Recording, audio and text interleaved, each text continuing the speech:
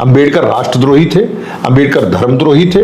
अंबेडकर ने लगातार धर्म की आलोचना की आड़ में अंग्रेजों की चाटुकारिता की। जो व्यक्ति अंग्रेजों की सरकार में लेबर मिनिस्टर रहा हो उसको हम भारत रत्न दे रहे हैं। ये सच है कि अंबेडकर ने इस देश के लिए कुछ नहीं किया, इस धर्म के लिए कुछ नहीं किया, इस संविधान के लिए कुछ नहीं किया। फर्जी नैरेटिव सेट करके उनको संविधान निर्माता बना दिया गया। अबे साले। तो दोस्तों, शुरू का वीडियो देखकर समझ गए होंगे आज का वीडियो कैसा होने वाला है। ये वीडियो आपको पूरा दिखाने वाला हूँ। इससे पहले आपको बता दूं, ये नफरती चिंटू पोंगा पाड़े ढोंगी पखंडी बाबा साहेब को देशद्रोही कह रहा है और कह रहा है बाबा साहेब संविधान निर्माता नहीं थे।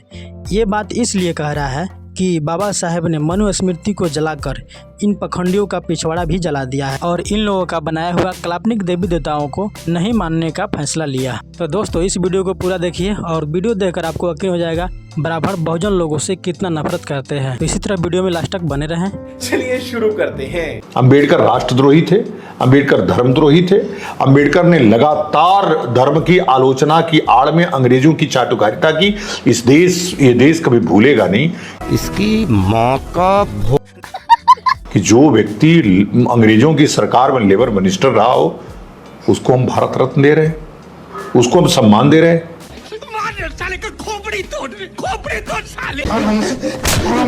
आपको पता है 1993 से पहले नहीं, आप इसको संशोधित करिए। अंबेडकर राष्ट्रद्रोही थे ऐसा कहकर के आप क्या संदेश उन्होंने लिखा बॉवेल को पत्र। ये देखिए, जो बातें हम कह रहे हैं वो हम न्यायालय में कह चुके हैं। हमें बात हमको नहीं, वाक और अभिव्यक्ति की आजादी है। संविधान का अनुच्छेद 52 हमको ले जा चुके। 52 मिश्राम हमको कोर्ट ले गए और हम वहीं बोले इस बात को कि अंबेडकर जिन बातों को कह रहे हैं, अंबेडकर ने चिट्ठी लिखा कि अभी यह देश आज़ादी के लायक नहीं है और आप आज़ादी कर देंगे तो ये कांग्रेस पूरी तरह से सवर्णों की सत्ता स्थापित हो जाएगी और हम लोगों का शोषण होगा, इसलिए अभी इसको आज़ादी मत दिलवाइए। सत्ता हस्तांतरण, आज़ादी तो कुछ थी नहीं, सत्ता हस्तांतरित मत की। बॉवेल ने विचार करने लगा उस पर, तभी सरकार वहां बदल गई लंदन में, और सरकार बदली तो व्यवस्थाएं तेजी से चल गई। नहीं तो अगर बॉवेल रहता देश सत्ता हस्तांतरित कभी नहीं होता। इसलिए कि अंबेडकर का प्रभाव इतना ज्यादा था। अंबेडकर चुनाव हार गए थे, उसके बाद भी बॉवेल ने ही उनको संविधान सभा में रखवाया।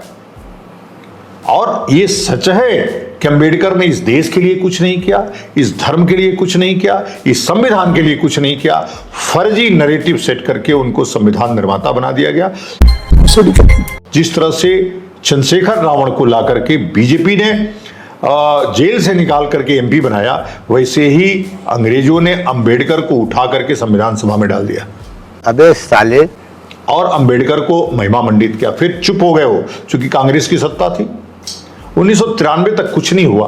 85 में कांसीराम आया, उसके बाद ये मुहिम आगे बढ़ी और आज इस कगार पे है कि भगवान को गाली दे लीजिए, मनुस्मृति को गाली दे लीजिए, रामचरितमानस जला दीजिए, कुछ नहीं होगा। आप अंबेडकर के खिलाफ एक लफ्ज नहीं बोल सकते। क्यों नहीं बोल सकते भाई? अंबेडकर पॉलिटिकल करेक्टर थे और संविधान हमारा कहता है कि जो व्यक्ति पॉलिटिकल करेक्ट स्ट्रक्चर है उसकी आलोचना हो सकती है। यदि कुछ काम आप बीडी सावर किसकी नहीं हो सकती आलोचना? मैं कह रहा हूं भगवान की। वाह बेटा, क्या तुम गू खा के ही मानोगे? ये अपमान है। जो आपके कार्यों में कोई अड़चन नहीं लगा रहा है, अब भगवान ने नहीं कहा, अब हमने नहीं कहा कि आप आइए हिंदू धर्म में रहिए, किसी को एक साथ कोई जबरदस्ती नहीं, कोई फतवा नहीं। अगर हमारी मान्यता है, कुछ चीजें हमको खटक रही हैं, हम नहीं मानते हैं, क्या तो क्या जबरदस्ती मनवाएं? नहीं, हम तो कभी कहते नहीं मत मानो, तो गाली दोगे क्या जो दूसरा मान रहा है? अगर दूसरा मान रहा है तो उसको अपमानित करोगे क्या? अंबेडकर यही सिखा के गए, हम ब्रह्मा विष्णु महेश को नहीं मानते, हम गौरी गणेश को नहीं मानते, मत मानो, घर में रहो। ये बोलने की क्या जरूरत है सार्वजनिक रूप से आकर के? हमको कोसने की क्या जरूरत है? यही नहीं, अभी और सुनिए। अशोक ने कभी बौद्ध धर्म स्वीकार नहीं किया। बौद्ध धर्म जैसी कोई कल्पना है भी नहीं, बौद्ध धर्म का कोई उल्लेख कहीं नहीं है। ये सब अशोक के काल में बनाया गया धर्म था।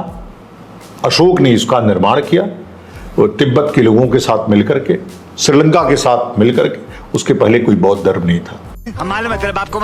ये सब किंवदंतियां हैं, झूठ और फरेब है। आप बता दीजिए कोई उस वंश का, अगर बुद्ध के वंश का कोई व्यक्ति वहां हो नेपाल में, तो एक छोटा उदाहरण बता दीजिए। नहीं, अब उसका डीएनए कहाँ हाँ, से वो अलग से बोलेंगे हम लोग। कहाँ से बोलेंगे वो? उसका डीएनए कहाँ नहीं, से? डीएनए नहीं, आप सोचिए राम के लोग आज भी हैं कि नहीं, उनके वंश के लोग नहीं, आज भी उनकी वंशावलियां चल रही है ना। मान्यता है। मान्यता नहीं, वंशावली चल रही है। मान्यता क्या होती है? वंशावली चल रही है माँ बाप, आज भी वंशावली चल रही है उनकी। शक्ल तेरी बवासीर जैसी बातें तो अच्छी किया कर। हमारी वंशावली चल रही है ना जी, ब्राह्मणों की वंशावली, भारद्वाज की वंशावली नहीं चल रही, मान्यता है। अब उतना लंबा किसने देखा है? कौन फिर वही कितनी बार बात। परिवर्तित हुआ, भाई, क्या ये- क्या हुआ? जो भी अरे हुआ, मान्यता है कि हम उनके हैं वंशज। ये भी बात है, ये भी सच है। तो मान्यता यही है कि अशोक के पहले कोई बुद्ध धर्म नहीं था। ये तो खतरनाक बंदा लग रहा है मुझे। खतरनाक क्या, चूतिया है। तो दोस्तों इस चुतिया बाबा के बारे में क्या सोचते हैं अपनी राय कमेंट बॉक्स में दें। और हाँ, आप भी इस प्रकार का वीडियो देखना पसंद करते हैं तो वीडियो को लाइक और चैनल को सब्सक्राइब करें, ताकि हमारे इस चैनल पर आपको इस प्रकार के वीडियो मिलते रहेंगे। तो चलिए मिलते हैं अगले वीडियो में, तब तक अपना ख्याल रखें।